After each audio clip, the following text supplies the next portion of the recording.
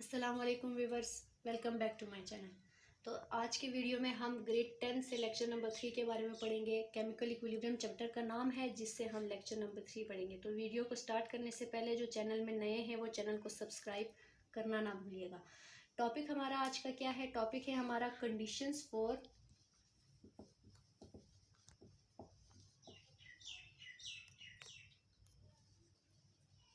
Chemical equilibrium.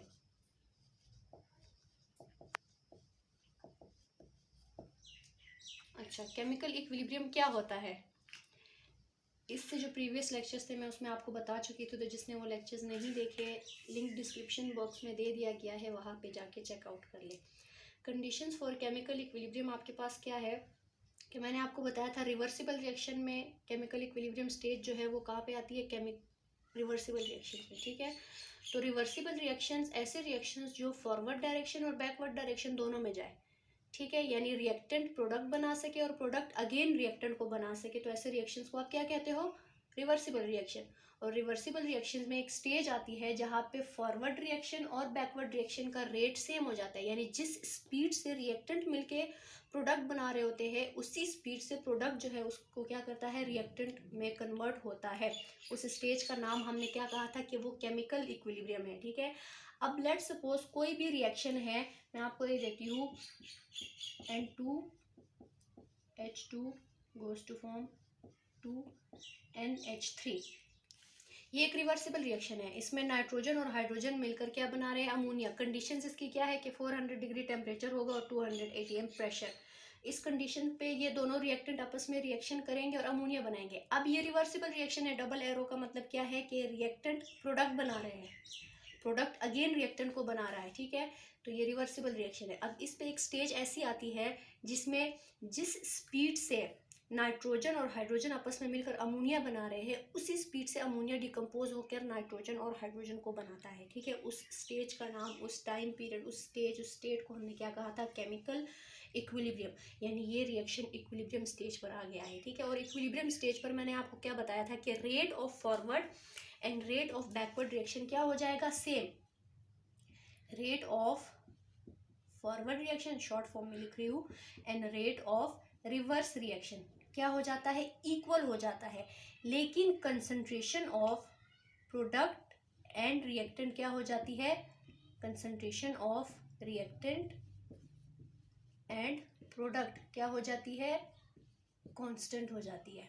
अच्छा, इस constant का क्या मतलब है कि रिएक्टेंट जितना था उतना ही रहता है, नहीं बढ़ता ना ही कम होता है। प्रोडक्ट जितना था उतना ही रहता है, ना ही बढ़ता है ना ही कम होता है। और मैंने आपको इसकी एग्जांपल भी दी थी कि लेट्स सपोज रिएक्टेंट के आपके पास अगर 20 मॉलिक्यूल्स है इक्विलिब्रियम स्टेज पर और प्रोडक्ट के आपके पास 30 है, तो प्रोडक्ट 30 मॉलिक्यूल्स ही रहेंगे और रिएक्टेंट 20 ही रहेंगे। इसका मतलब ये नहीं होगा कि रिएक्शन स्टॉप हो गया है या रिएक्टेंट प्रोडक्ट नहीं बना रहे या प्रोडक्ट रिएक्टेंट नहीं बना रहा। दोनों तरीके से हो रहा है, लेकिन इनकी स्पीड एक जैसी है कि अगर रिएक्टेंट मिलकर प्रोडक्ट बना रहा है, वो प्रोडक्ट है, एक मॉलिक्यूल अगर बढ़ गया वो दोबारा से टूट के रिएक्टेंट बना रहे हैं, तो अगेन नंबर वही रहता है, ठीक है। कंसंट्रेशन क्या रहती है? कांस्टेंट। अब इस टॉपिक का क्या मतलब है कि अगर कोई भी रिवर्सिबल रिएक्शन जो है वो इक्विलिब्रियम पर आ गया है, जैसे कि ये इक्विलिब्रियम पर आ गया है, कंसंट्रेशन इसकी क्या हो गई है? कांस्टेंट हो गई है। रेट ऑफ फॉरवर्ड और रेट ऑफ बैकवर्ड रिएक्शन क्या हो गया है? सेम हो गया। अब ये reaction through out chemical equilibrium में ही रहे, इसका इक्विलिब्रियम डिस्टर्ब ना हो, इन दोनों का रेट सेम ही रहे, इसके लिए क्या क्या कंडीशन जरूरी है? इसके लिए हमें ऐसा क्या करना है कि ये इक्विलिब्रियम कांस्टेंट, ये जो रिएक्शन है वो इक्विलिब्रियम स्टेज पर ही रहे, ठीक है। रिएक्टेंट जितने थे उतने ही रहे, प्रोडक्ट जितने थे उतने।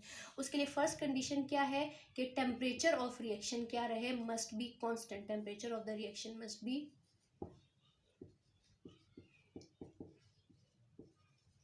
बी कांस्टेंट का मतलब है कांस्टेंट आप किसको कहते हो? कांस्टेंट कोई भी ऐसी चीज जो चेंज ना हो, ठीक है। तो कांस्टेंट रहे इसका मतलब क्या है कि आपने टेम्परेचर को चेंज नहीं करना। अगर इक्विलिब्रियम स्टेज आ गई है तो उस स्टेज पे टेम्परेचर को चेंज नहीं करना। अगर आप कर देंगे इक्विलिब्रियम डिस्टर्ब हो जाएगा, मजीद वो रिएक्शन इक्विलिब्रियम स्टेज पर नहीं रहेगा, मजीद उसके दोनों रिएक्शंस का रेट इक्वल नहीं रहेगा, या फॉरवर्ड रिएक्शन तेज हो जाएगा या रिवर्स रिएक्शन तेज हो जाएगा, ठीक है।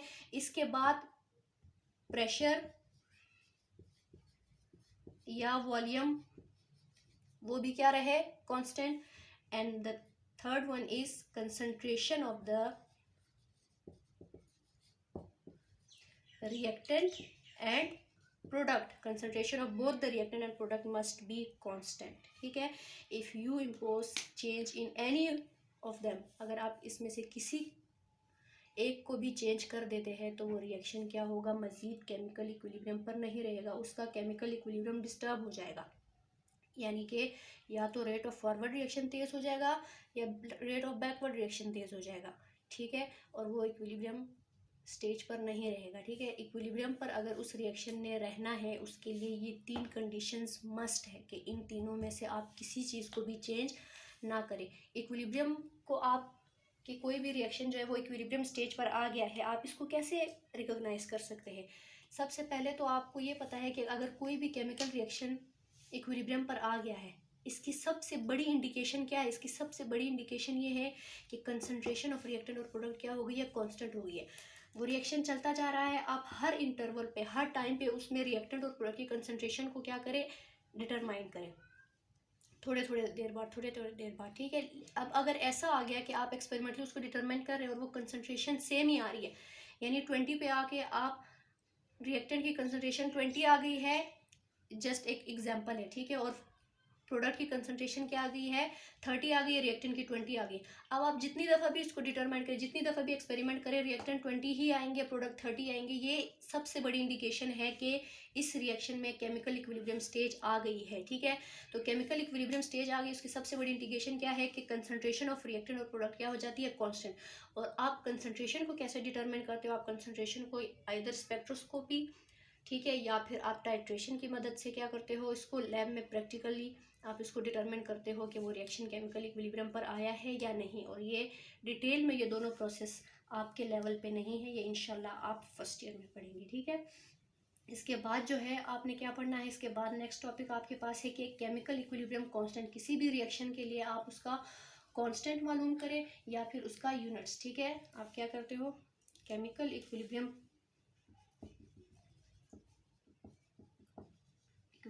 Constant and it's units. अच्छा, इक्विलिब्रियम कांस्टेंट क्या होता है? लेक्चर नंबर 2 में लॉ ऑफ मैथ सेक्शन में मैंने आपको बताया था। ठीक है, फिर रिकॉल करते हैं कि इक्विलिब्रियम कांस्टेंट क्या होता है। इक्विलिब्रियम कांस्टेंट होता है ratio of product of concentration of products to product of concentration of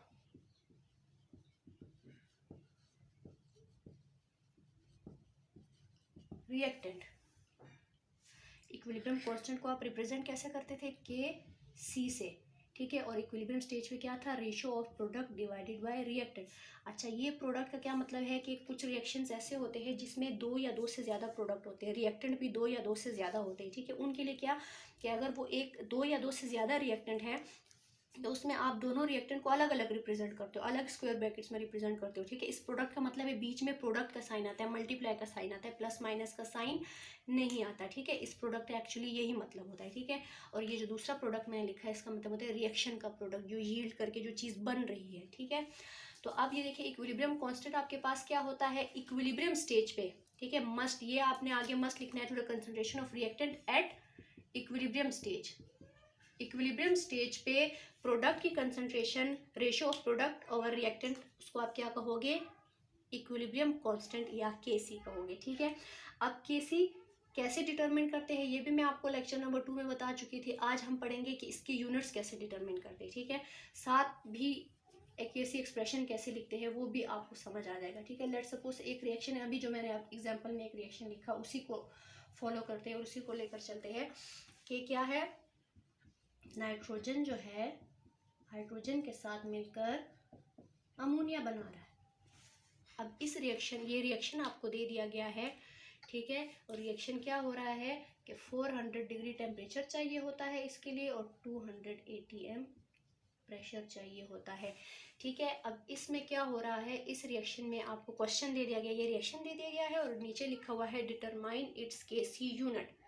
और आपको बताया गया है कि इसका केसी यूनिट लिखे, इसका केसी यूनिट फाइंड आउट करें, इसका केसी यूनिट डिटरमिन करें, इसका यही मतलब होता है। ठीक है, तो आप इसको क्या करेंगे, सबसे पहला आपका स्टेप क्या होना चाहिए कि आप केसी एक्सप्रेशन लिखो। उसके लिए केसी एक्सप्रेशन क्या होता है कि इक्विलिब्रियम स्टेज पर केसी का मतलब होता है प्रोडक्ट ओवर रिएक्टेंट। अच्छा, ये मैंने आपको समझाने के लिए ऐसे लिखा है, ठीक है, ताकि आपको इजीली समझ आ सके। स्टार्ट आपने कहाँ से करना है, केसी इज इक्वल टू प्रोडक्ट आपके पास कौन है, अमोनिया। क्या है आपके पास, अमोनिया आपके पास प्रोडक्ट है। इसको आपने लिखना कैसे है, स्क्वायर ब्रैकेट्स में। और इसके साथ ये मैंने आपको बताया था, इसको क्या कहते हैं, कोफिशिएंट कहते हैं। कोफिशिएंट को इसके क्या बना देना है, पावर। इसको क्या कहेंगे, ये आपने प्रोडक्ट लिख लिया डिवाइडेड बाय रिएक्टेंट। रिएक्टेंट अब आपके पास दो है, ठीक है, एक आपके पास नाइट्रोजन है जिसको आपने स्क्वायर ब्रैकेट्स में लिखना है, साथ कोफिशिएंट 1 है, तो 1 को आप चाहे लिखे या ना लिखे, आपकी मर्जी होती है, ठीक है। इसके बाद अगला रिएक्टेंट आपके पास कौन है, हाइड्रोजन है। कौन है, हाइड्रोजन। अब देखिए बीच में आपने प्लस माइनस कोई साइन नहीं लगाना, इसका मतलब है प्रोडक्ट यानी मल्टीप्लाई का साइन है, ठीक है। स्क्वायर ब्रैकेट्स में लिखा और हाइड्रोजन के साथ कोफिशिएंट आपके पास क्या है, 3 को आपने इसके क्या बना दिया, पावर। ये इसका केसी एक्सप्रेशन हो गया यहाँ तक, ठीक है। नेक्स्ट स्टेप इसका क्या होगा, नेक्स्ट स्टेप में आप क्या करेंगे, इसका यूनिट्स डिटरमिन करेंगे। यूनिट जैसे कि मैंने आपको बताया ये कंसंट्रेशन है, ठीक है, तो कंसंट्रेशन का यूनिट क्या होता है, मोल पर डेसीमीटर क्यूब, ठीक है। ये भी कंसंट्रेशन है, concentration of product, concentration of reactant and concentration of reactant. अब आप इसमें क्या करेंगे, इसकी यूनिट्स लिखें। यूनिट्स, कंसंट्रेशन का यूनिट पिछले लेक्चर में मैं आपको बता चुकी थी, कंसंट्रेशन का यूनिट होता है मोल पर डेसीमीटर क्यूब। पावर क्या लगाई आपने, 2। यहाँ पे भी क्या है, मोल पर डेसीमीटर क्यूब नाइट्रोजन के लिए, और कंसंट्रेशन ऑफ हाइड्रोजन का भी मोल पर डेसीमीटर क्यूब, ऊपर पावर आपने क्या लगाई, 3, ठीक है। तो अब क्या करेंगे, अब आप इसको सिंप्लीफाई करना है आपने, इसको, इसका यूनिट डिटरमाइन करना है, तो इसको सिंप्लीफाई करना है। कैसे करेंगे, स्क्वायर का मतलब है 2 टाइम्स, यानी ये मोल पर डेसीमीटर क्यूब को कितनी दफा लिख ले, 2 दफा। उसके बाद मोल पर डेसीमीटर क्यूब, ये नाइट्रोजन के लिए आ गया, और हाइड्रोजन के इसके ऊपर पावर आपने क्या लिखी है, 3, तो 3 टाइम्स आप इसको कैसे लिखेंगे कि आप इसको खोल के 3 दफा लिख दें, मोल पर डेसीमीटर क्यूब, मोल पर डेसीमीटर क्यूब एंड मोल पर डेसीमीटर क्यूब। अब आपने क्या करना है, सिंपल कटिंग करनी है। ये इससे कट जाएगा, ये इससे कट जाएगा, ठीक है। फिर यहाँ पे कर देते हैं, जब इससे कट जाएगा फिर केसी आपके पास क्या आएगा, केसी इज इक्वल टू, ऊपर 1 रह गया, नीचे आपके पास मोल पर डेसीमीटर क्यूब 2 दफा है, इसलिए इसका स्क्वायर, ऊपर लेकर जाए तो मोल पर डेसीमीटर क्यूब स्क्वायर प्लस में है, -2 हो जाएगा। अब आप इसको -2, इसको अंदर क्या कर दें, मल्टीप्लाई कर दें। मोल के ऊपर पावर 1 है, 1 के साथ जब -2 मल्टीप्लाई होगा -2 आ जाएगा, into decimetre cube, minus minus plus, 3 2 6, ठीक है। केसी यूनिट्स, इस रिएक्शन के लिए केसी यूनिट आपके पास क्या आया, मोल पर स्क्वायर डेसीमीटर क्यूब।